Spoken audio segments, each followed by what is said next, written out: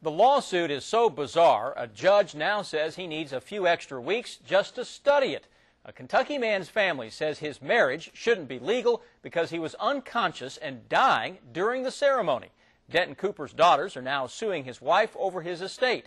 He died just hours after the wedding ceremony. Wendy Anyking was at the Lee County Courthouse today where both sides showed up for a hearing.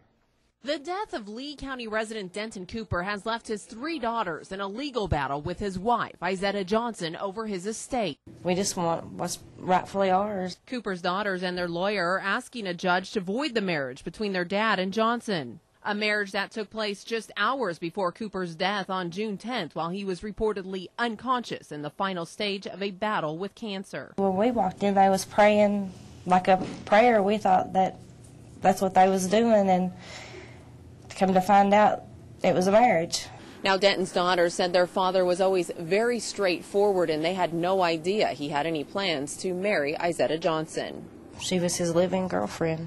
There was no talk of marriage. As Cooper's wife, Johnson is now the administrator of his estate, which her lawyer says she has every right to.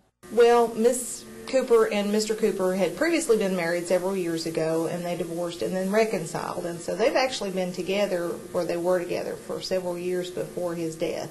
But in their motion, Cooper's daughters insist the marriage is a nullity and mockery and was and is absolutely void in its inception. I never in my wildest dreams thought it would be legal and people would acknowledge it, but they have. They say the battle over their dad's estate has prevented them from properly grieving his passing. We've just been trying to settle all his stuff. We can't do anything till all this is over with. So. In Lee County, Wendy Anyking, WKYT 27 News First. Cooper's estate is valued between $20,000 and $25,000. Another hearing on this case has been set for January